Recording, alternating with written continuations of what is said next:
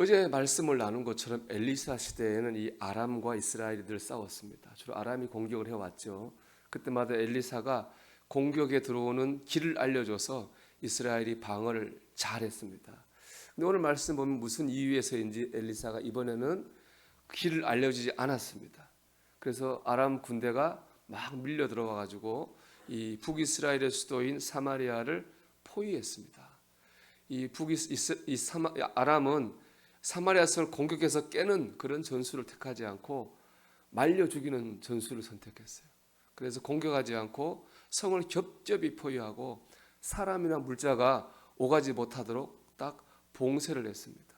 그랬더니 어떤 일이 생겼느냐? 사마리아 성 안에서 물자가 못 들어가니까 막 이 물건 값이 막 급속도로 오르기 시작했습니다. 오늘 말씀 보면은 나귀 머리 하나에 은 80세겔이라고 했습니다. 은 80세겔은 1년치 연봉이에요. 그리고 나귀는 원래 율법에 의하면 먹으면 안 되는 짐승입니다. 그 나귀 중에서도 나귀 머리는 잘 먹을 게 없는 그런 거예요. 평상시 같으면은 뭐 거들떠도 안 보는 건데요. 그걸 지금 1년치 연봉을 줘야 살 수 있을 정도로 물가가 올랐다는 거예요. 완전히 경제가 엉망이 됐습니다. 그러다 보니까는 자기 자식을 삶아 먹는 그런 참상이 벌어지기도 했습니다. 이를 본 여호람 왕이죠. 이스라엘의 왕이 화가 나가지고 엘리사를 죽이라고 사자를 보냅니다. 왜냐하면 이 모든 게 다 하나님 탓이고 엘리사 탓이다 이렇게 원망을 하는 거죠. 근데 사실은 이 왕 자체가 우상을 숭배하고 하나님 제대로 믿지 않던 사람, 악한 왕입니다. 그러니까 자기의 죄를 생각하지 않고 하나님 탓을 하고 엘리사를 원망하는 거예요. 엘리사는 왕이 자기에게 자기를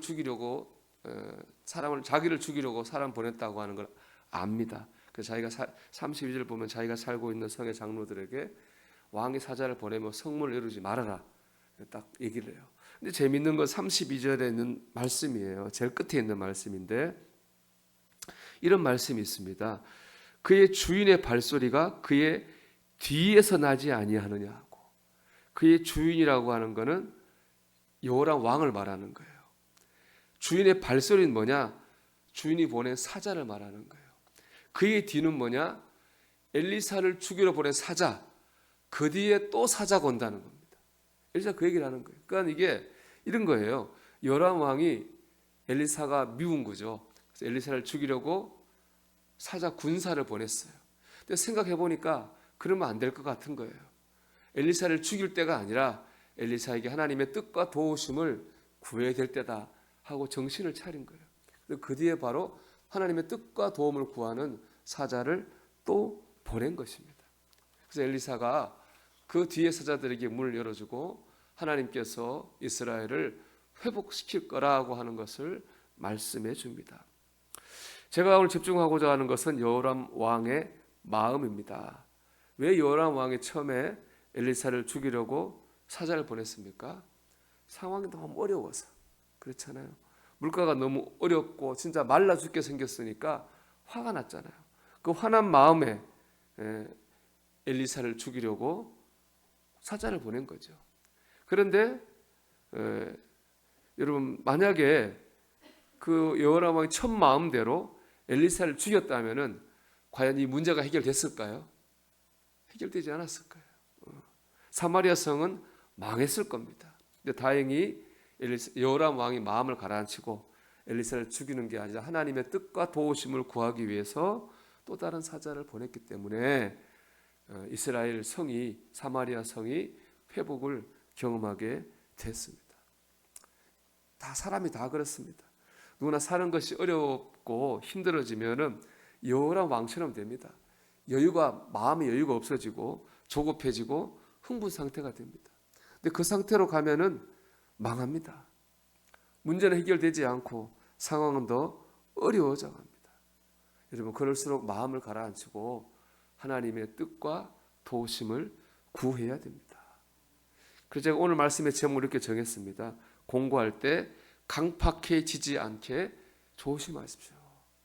우리가 사는 게 공부할 때 마음이 강팍해지기가 쉽습니다. 경제적인 문제, 사람과의 갈등, 실패 등을 만나면 마음이 강팍해집니다. 그러다 보면 여호람 왕처럼 탓을 해요. 사람 탓을 하고 세상 탓을 하고 원망합니다. 이래가지고는 문제 해결 안 됩니다. 우리가 그런 마음으로 말하잖아요. 그런 조급한 마음으로 하는 말에 실수가 있는 거예요. 그런 결정에 실수가 있습니다. 그래서 화난 상태에서는 중요한 결정을 하지 말라는 말도 있지 않습니까? 여호람 왕이 가졌던 두 번째 마음을 가져야 돼요. 마음을 가라앉히고 하나님의 뜻과 도우심을 구해야 됩니다. 여러분 공고해지면 기도하십시오. 기도가 안 되면은 찬양을 하십시오. 앉아서 기도가 안 되면은 서서 걸어다니면서라도 기도하십시오. 그래서 강팍해진 마음을 가라앉혀야 됩니다. 그리고 하나님의 뜻과 도우심을 구하십시오. 하나님께서 분명 회복과 축복의 길로 인도하실 것입니다. 공부할 때 강팍해지지 않도록 조심하십시오. 여러분 이 말씀을 오늘 기억하면서 하나님을 더 의지하는 하루가 되기를 바랍니다. 그런데 하나님의 도우심으로 하나님 문제가 해결되고 마음이 평안해지는 역사가 있기를 주의 이름으로 축원합니다.